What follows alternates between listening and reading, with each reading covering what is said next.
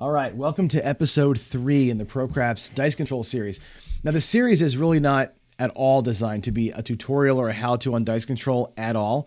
The intent here is to expose you to all the different parts of dice control, the good, the bad, the ugly, the why, the what, and the how. I want to dig into all aspects of it. And in this episode, our focus is going to be on this concept of intentional shooting. And what I mean by intentional shooting is exactly that. It's shooting with the intent of producing some outcome, whether that be as simple as avoiding a number like the 7, or maybe targeting a number like the 7 for a come out roll. More likely, it's targeting groups of numbers for point play. But I really want to get into, again, the parts of that, the why, the what, and the how of intentional shooting. What do we do? What are dice sets? What does a throw look like? What is it trying to achieve? And how does it all supposedly come together to produce the intended result? The big part of this thing is the why, right? Why does a dice controller spend so much time, so much energy, so much practice hours getting this to work? What's the prize?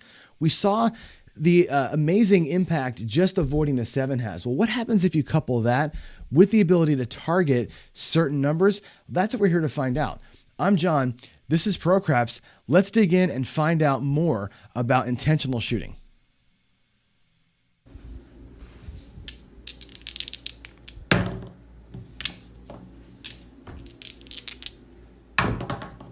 Okay, let's talk about targeting.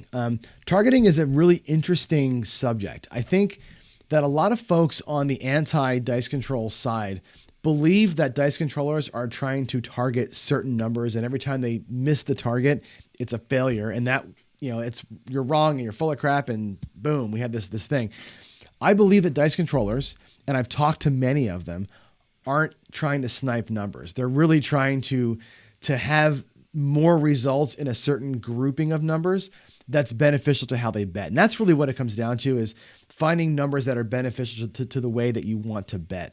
So targeting, let's look at it from that essential bubble or that lens of like, hey, let's look at groups of numbers, not so much specific numbers. Okay. Now, as you'll recall from video number 2 in our series, the 7 avoidance video, we did a survey, and that survey, about 80% of the folks who I surveyed said that they practice dice control for the reason of avoiding the 7. And in that same video, I showed you why. If you can avoid the 7, you can really flip the probability. And when you control the numbers, you control the money, right? Which is interesting. Because when I asked the next question, which I'll show you here, the question was, why do you choose one dice set over another? Now, if 80% of the people said their goal was to avoid the 7, but only 50% of the people say they choose a dice set that actually avoids the 7, that seems a little bit opposite of what they said in the first question. So I looked down below, and then the bigger chunk there, a third of the folks here said that they choose a dice set that targets specific numbers. Okay, let's take a look at that. First of all, for those of you who don't know, dice setting, what a dice set is. Now, again, we're not all experts here, right? So a dice set is this. A controlled shooter, or somebody who's shooting with intent, will put the dice into some configuration like this or like this, where they hope that the dice will land. And one of the numbers that, as they're spinning, that they can see on these dice are the ones that are going to land. They're hoping to sort of influence which numbers are available to land. That's a dice set. We're going to talk about dice sets here in a little while, how they work. But at a high level, they set the dice in hopes that those numbers will be the ones that are more likely to land. So here we are having dice controllers say they choose a dice set, not so much to avoid the 7, but to pick certain numbers, which I found very interesting. And so I wanted to dig deeper into that. I wanted to go in and say, okay, now why? Why the drop off from, if your primary goal is to avoid the 7, it seems like I should have saw it 80% here too. So I talked to a bunch of folks. We had some calls, we had some chats, and what you find is that in summary, what they said is something like this, where combining a dice set with a way of shooting a specific shot type, and we will talk about shot types here at the end of this video, combining both together, here are some of the goals they're trying to get to, okay? The first goal seems odd, right? We're going to favor certain numbers. We're going to try and get the 7 on the come out roll. It pays most people. We're going to try and favor the horn numbers on the come out roll. Maybe it's a set that favors the 7 and the horn numbers that they're trying to do for the come out rolls.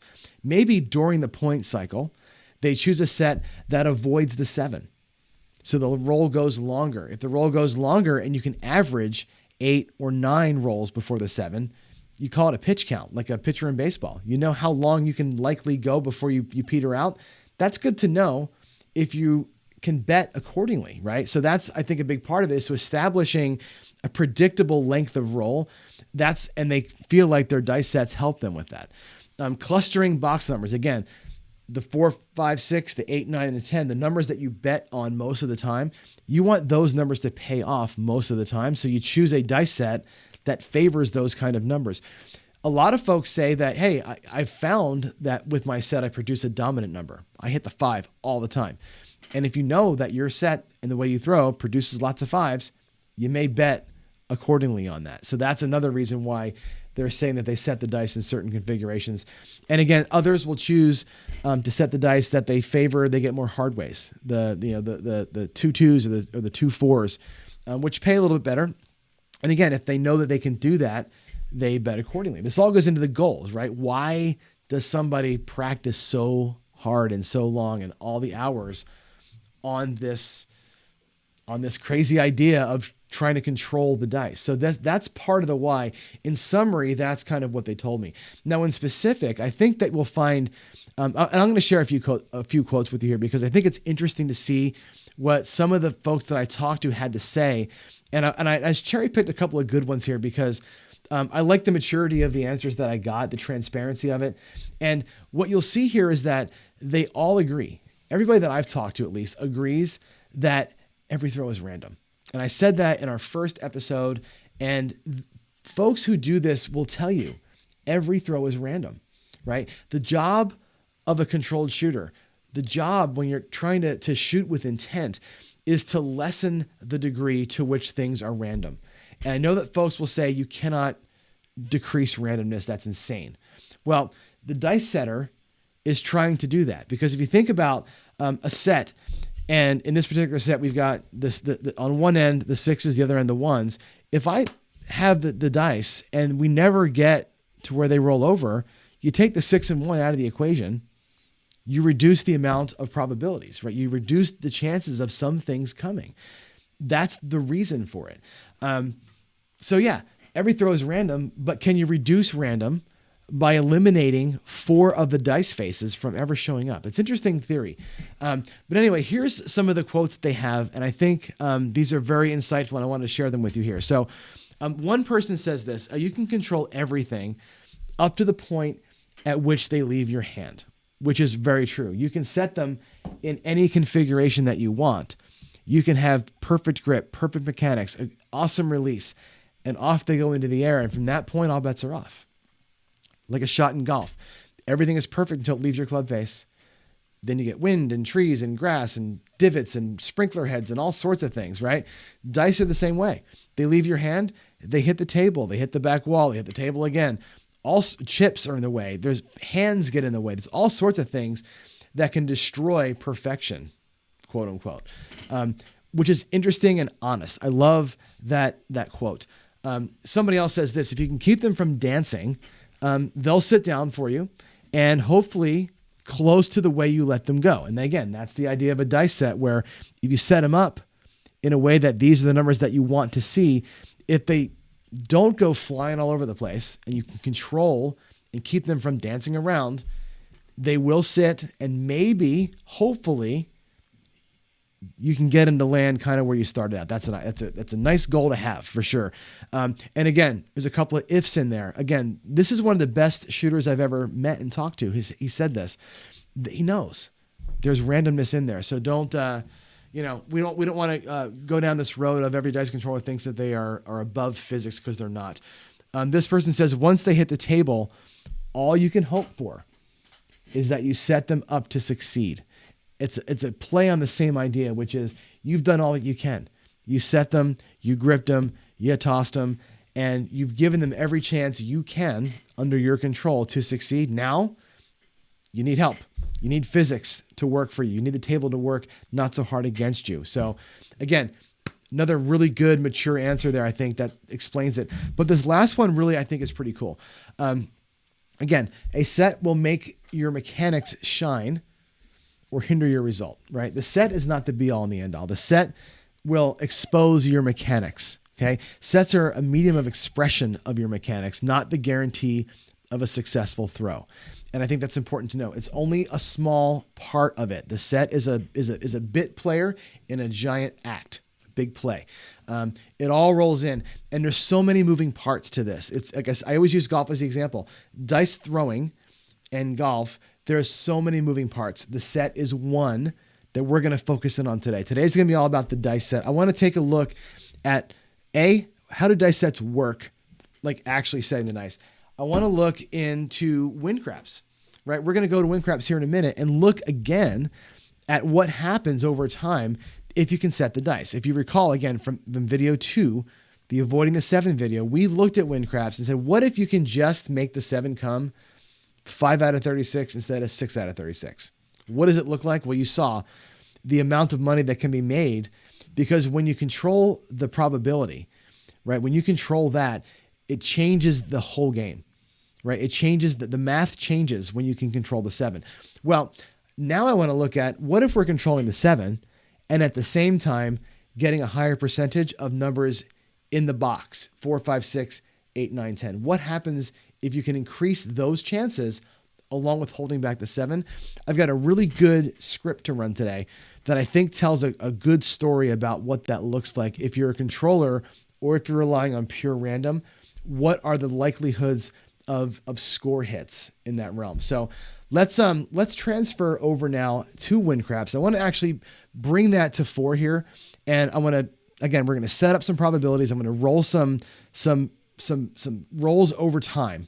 And we're going to see what the effect of a actual working dice set, what is a proper intentional shot that works? What does it do in reality over time? So let's go to win craps right now and take a look at how that plays out. The way that we're going to set this up is we're going to play a basic 3-point molly. And what I'm going to do is avoid the come out roll. We're just going to bypass that. We'll have 3 come bets in action and no odds. And the intent behind this is really to see how well a controlled shot works if the dice set is doing what it's supposed to do. Okay, that's pure and simple. So the idea is a come bet only gets paid if the number rolls twice. So let's say you rolled a 6. Your bet would move to the 6 and then only gets paid if you roll a 6 a second time. So my theory is that it's pretty hard to do. And if you're a controlled shooter and you're living in the box, you're living with the 4, 5, 6, 8, 9, and 10, and your set is working, you should be able to do that, right? Get a bet to a number and then get it again so you can get paid on it more often than a random roller where it's just pure random basic probability. So I want to assert that is we can win more money or win more often by doing that. Now I'm avoiding the odds because odds are a variable. Depending on where the initial bet gets set to, odds pay more or less on each number.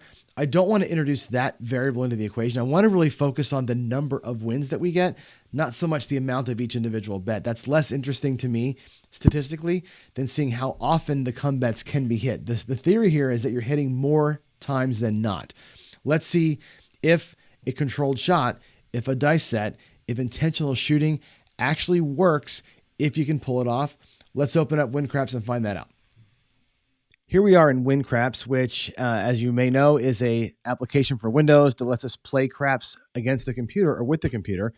What I'm going to use it for, though, is for automatic betting. So it's got a nice feature where I can go here and set up a betting script, which will effectively play that 3-point molly for us. We'll bypass the come out roll.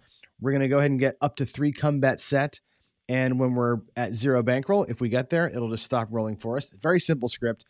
And we're going to run that in automation. I will be going to this screen here where I can start this to run in hyperdrive. It's going to run 120 rolls an hour as fast as it can and see if we can't burn through that bankroll or make a bunch of money either way. But our first run is going to be this. We're going to set up initially on standard random probability. So every number comes out as it would according to normal chance, which is the 7 comes 6 out of 36 times, the 6 and 8, 5 out of 36, and so forth. No changes at all to the default probability. Just going to run the 3-point molly against that and see how it does. Head to the bankroll screen. And what I will do is I'll keep reloading this same screen as I reset the bankroll for each subsequent run. Let's just go ahead and run this out and see where it lands for us. Okay, not bad actually. It lasted 2,500 rolls, which is pretty cool. We eventually do go to zero, but at one point we had made $225. So it kind of hovered right about it even over the course of 2,000 rolls. So the 3-point molly at first crack seems to be a pretty break-even, stable strategy until it hits a bad run. Let's run. Okay, it's all cleared out. Here we go.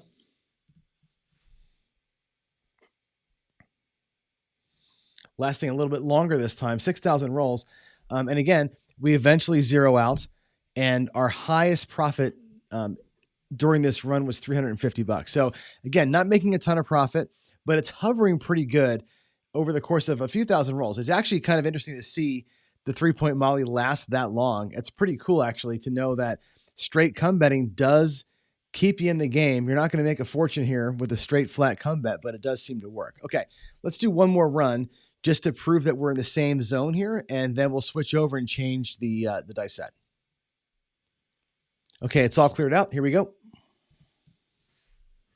That one didn't last very long at all. We got about 600 rolls in, and at our best point, about $100 in profit. Okay, let's go back, and we're going to switch this up, and we're going to change the probabilities a little bit. So what I'm going to...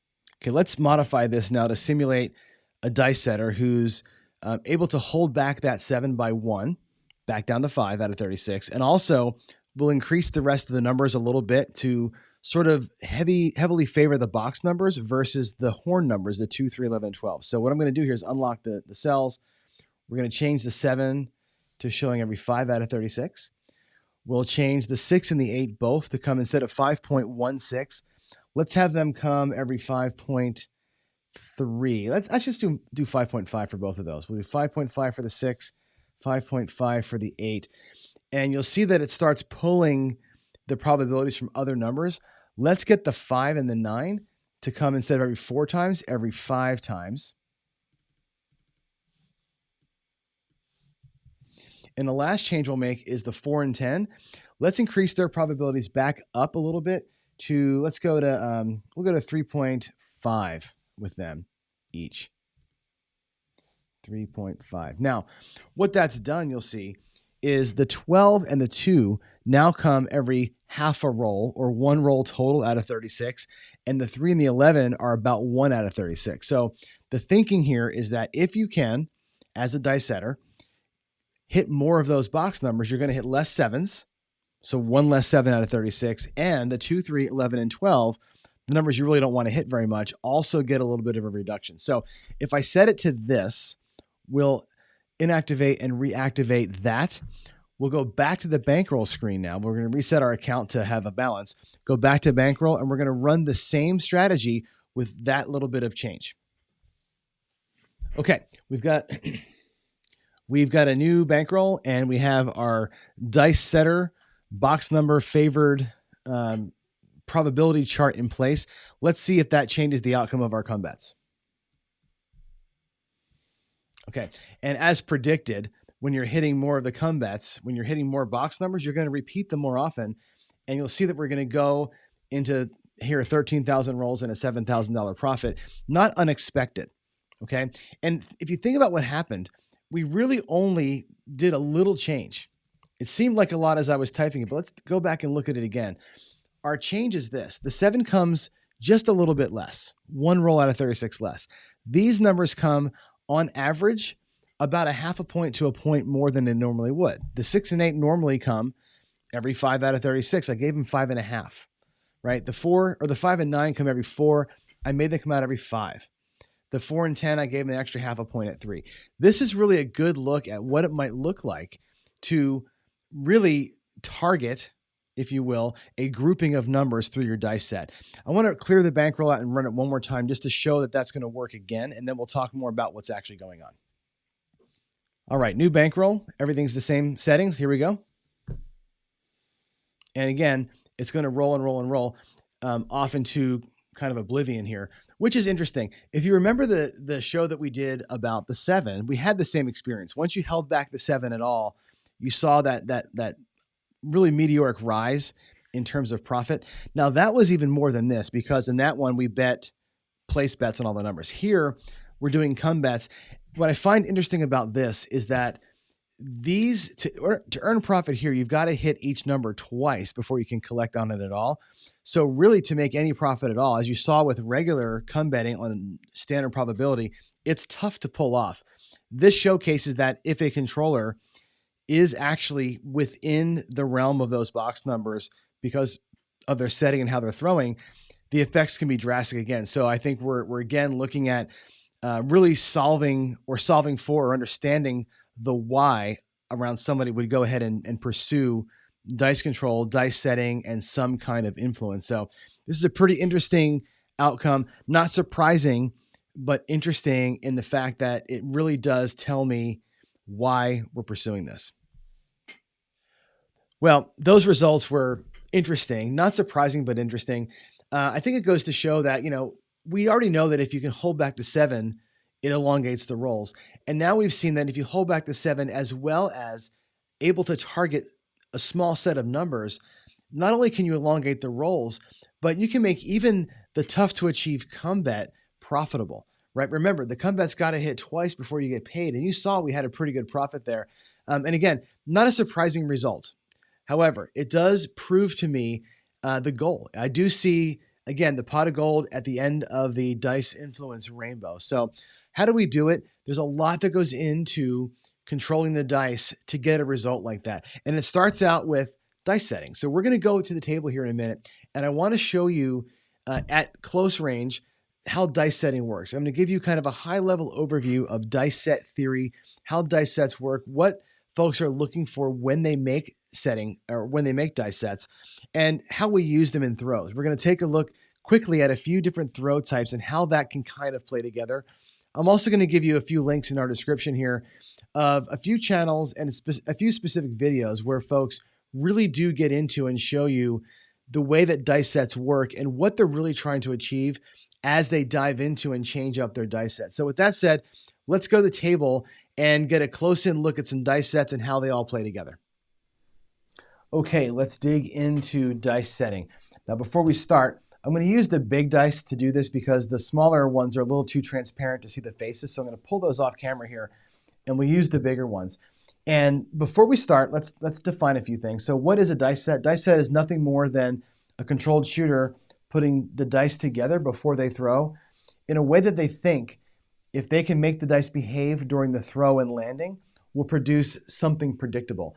And by something predictable, we mean toying with or altering default probability. And what we're trying to do here is potentially hide numbers or favor other certain numbers. So that's what it is. What are they called? You'll often hear dice sets referred to by number.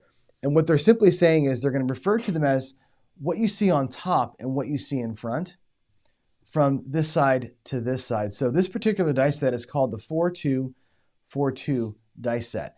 If I were to, for example, move this one this way and turn this one this way, now we're looking at the 4-6-6-2 dice set. Okay, so it's top, front is how they refer to it. When you hear somebody call them out by number, that's effectively what they're doing. Now, what's the purpose of a dice set? We talked a lot about reducing randomness by controlling outcomes. And the way that an influencer or a controller or somebody who's shooting intentionally is trying to alter randomness is through the dice set. And they pick a dice set for a couple of reasons. One is, like we said, where are the 7s? Can we hide the number 7? If our dice behave, and by behave I mean do something we can predict they're going to do, which is either stay on this axis, only those 4 numbers or those 4 faces ever land up. If you can do that, then you can say that whatever's on the other sides of the die, these outside sides, isn't a possibility. In this case, I'll turn them so you can see them. There's the 6s on this face, and turning, of course, you have the 1s on the other side. That means if this dice set behaves properly, there's no way to roll a 6-1-7 or a 1-6-7. So you've taken, if they behave, 2 ways to roll the 7 out of the equation, which, again, if they behave, can have a drastic impact on the outcome. If you can remove that many 7s out of your rolls, you're, as you saw in Windcrafts in our last video, that's a pretty amazing potential outcome there.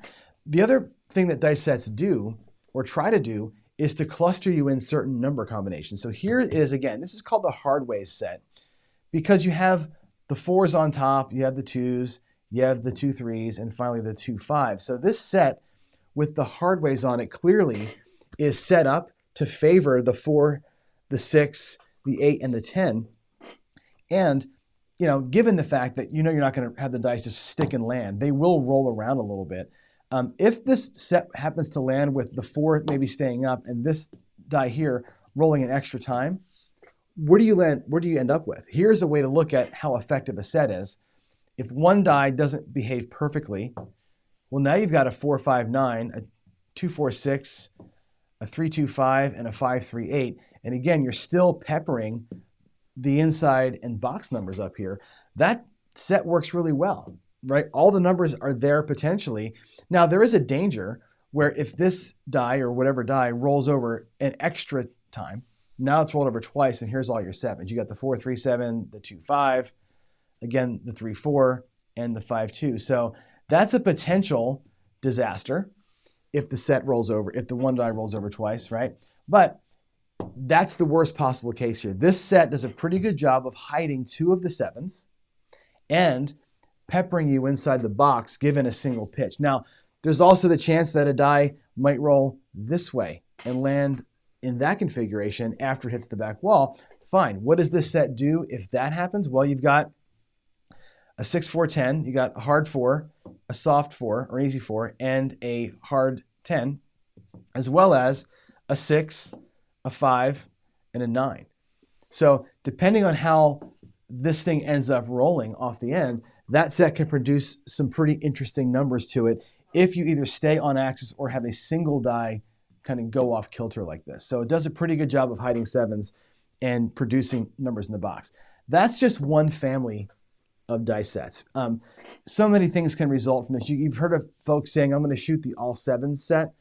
That's exactly this here. The all 7 set sets the dice on purpose with the 7s all showing, thinking that we can actually produce a 7 if things happen to work out perfectly for us. So that's one family. Another family is what's called the V sets. Okay, now the V sets are achieved by, we start with the Hardways and just turn the dice this way. And now you'll see that the 2s have created a V shape.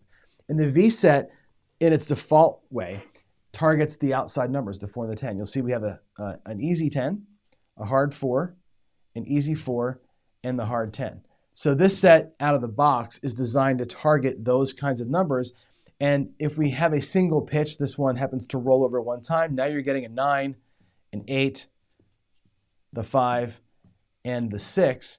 And again, pretty good result there if that's what you can achieve from it. So that's actually not a bad set. Where are the 7s in this set? Well, let's take a look at where the 7s are. We do this here.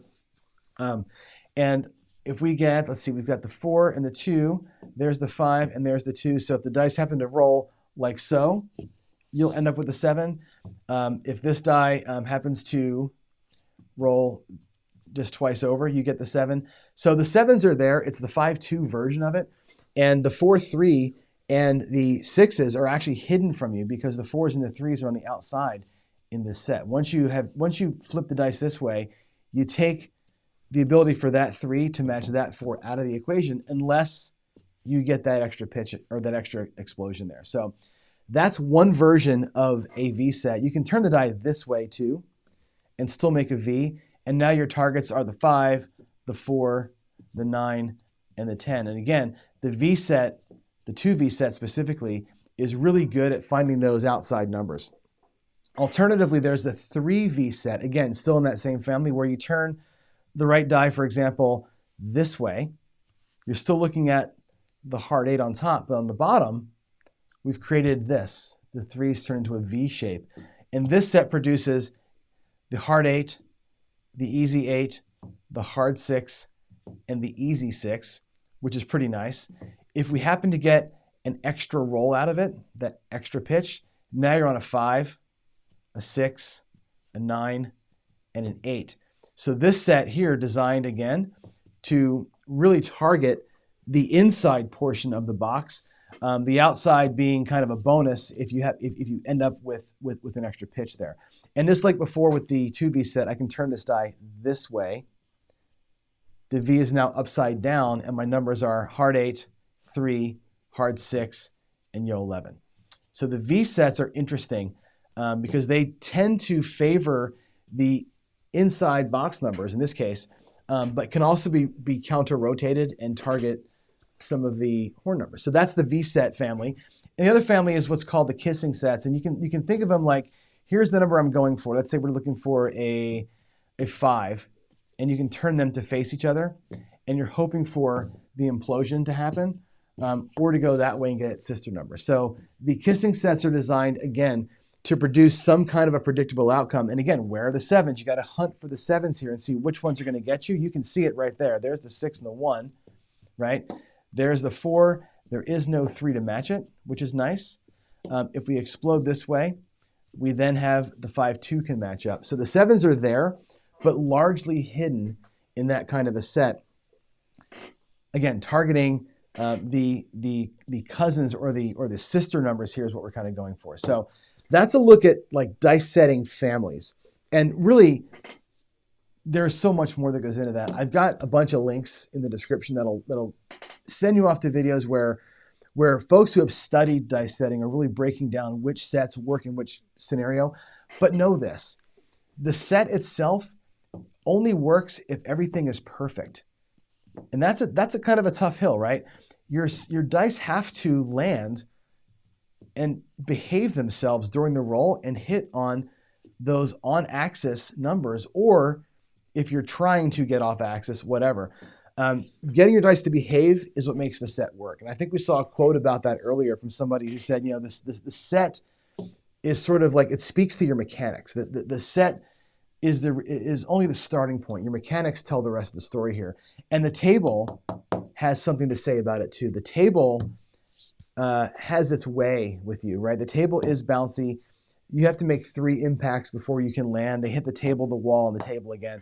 There's a lot of things that are kind of going against you. But if you can get the dice to behave, that's the theory of dice setting. So again, I've got videos in the description for more information about how sets are supposed to work.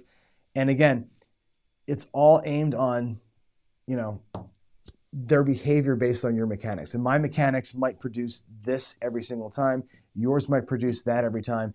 It's just, it is what it is. So let's go ahead and break down that part of it. I want to kind of go away from the set itself, and let's look at what's required to keep these dice behaving, because it's pretty tall order and a very interesting kind of light dive into the physics of how dice move and stop on a table. So how do we keep the dice on axis, or at least on some level of predictability? It's tough. And here's the problem. The table itself is fighting what you're trying to do. So it does sound easy to just kind of let them roll this way. But here's the deal. When you just drop a die from this far away, it's almost impossible to get them to land not only flat, but in any kind of predictable way. And again, I'm just a couple inches off the table here doing this, and I can't keep them under any kind of control. Imagine the forces that you're fighting, the physics forces you're fighting, when you throw these dice from 9 feet away or 14 feet away on some tables. How do you get them to land on that crazy surface, hit a back wall that's made of hard rubber with diamond edges on it, that's designed to make them spin sideways, and then come back and land in any kind of way that you can predict or sort of find a groove with? It's really, really tough to do that. So I'm going to lay out for you the case here of what's trying to be done, so we can get a look at like kind of how hard that's going to be. So again, from just a few inches away, you can't do a thing. But that's kind of an unfair test. Okay, you're not dropping the dice without any kind of spin onto the table. You are throwing them from far away. And the nice thing about that is that from far away, they're coming in, they're coming forward, And when they hit the table, as with this kind of fall, you're going to lose energy.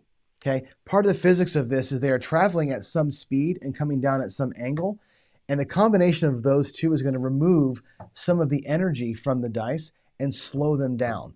It's also going to, as you saw, change what they're doing. So if they were flying flat straight and they hit, they might land flat and skip. More likely they're going to land flat and do some rotations in the air. Some unpredictable things will happen while they fly. Okay, so what is the controller trying to do? They're trying to land the dice in a predictable way, meaning they're going to have them flying with some backwards rotation on them, right? So as they fly, they're going to be spinning this way. So we're coming into the table at some angle, and when we hit, the backwards rotation and a flat hit will remove most of the energy from the dice, slowing them way down and changing the spin. They're going to come from backwards to forwards into that back wall, and they're going to come back and land flat again. Okay, that's the intent here. Some level of spin. It could be backspin.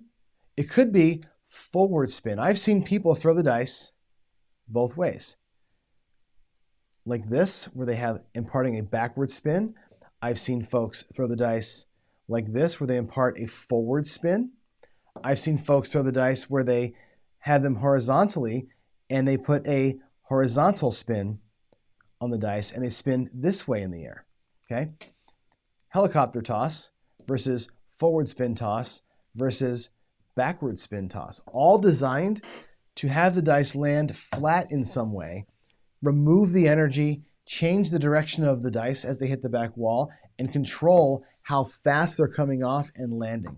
Some folks will throw what's called a knuckleball with no spin, really trying to control the energy by hitting the back wall at a certain spot and angle. Some folks will throw it like this, knuckleball, where they're trying to slam that bottom die and nail it to the table, and then only have one die that's randomized, right? Where you reduce the combinations by taking 5 sides off of that bottom die.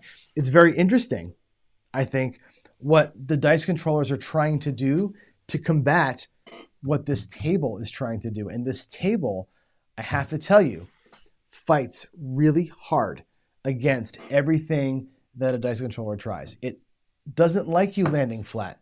They make bouncier tables.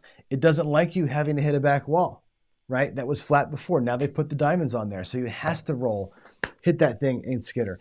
It doesn't like anything about what you're trying to do, and it fights you the whole way, causing randomness. So can a dice controller actually not only set the dice perfectly, can they also release them perfectly so they land perfectly, so they bounce perfectly into the back wall and then land perfectly back, putting them into a zone?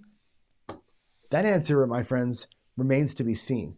We're going to take our next video and really deep dive into this. I want to get a slow motion camera into right here when they land. I want to see what happens. Does a backspin actually produce forward spin? Does backspin actually keep the dice on axis? What happens when they hit that back wall? Is it possible to hit the back wall with any kind of control so they come back in to the table surface back on axis again? We're going to find out. We're going to go and look deeply at what the table does to fight us as we try and keep these dice on axis. And even if you say, I can't keep them on axis, so therefore I'm going to start with them off axis and embrace that so that when they land and they're off axis, I actually get back to where I wanted to be. You're playing mind games.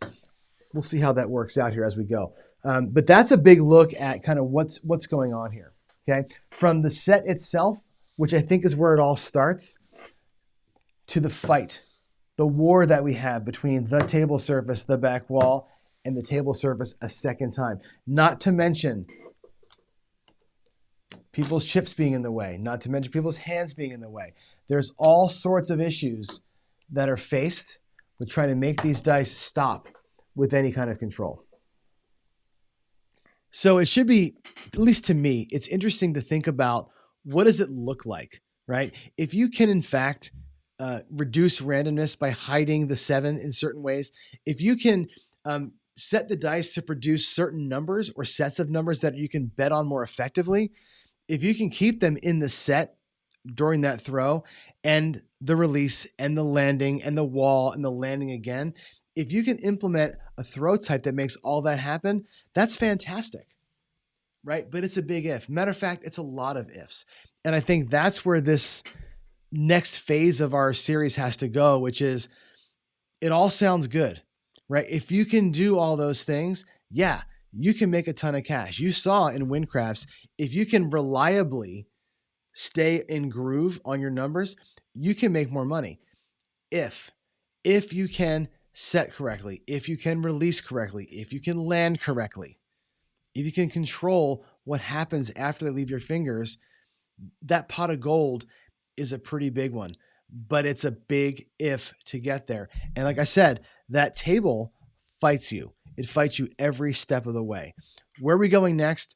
Well, the next video in this series, we're going to look at all those factors. I want to break down the throw. I want you to see what happens when the dice hit the table in super slow motion, when they hit that wall, and when they land back again. I think we got to break down the slow-mo and see what's actually happening, even on the most perfect of throws with the most perfect of outcomes, what's actually going on. I want to look at the math. When the dice are coming in at a certain speed, angle, and when they hit flat versus hitting on edge, what's the difference in energy? Where does the energy go? How does it slow the dice down? And how does it all eventually work? That's coming up in our next video in this series. Please join us as we break down the throw, the landing, and the hits. I'm John. This is ProCrafts. Thanks for watching, and we'll see you in the next one.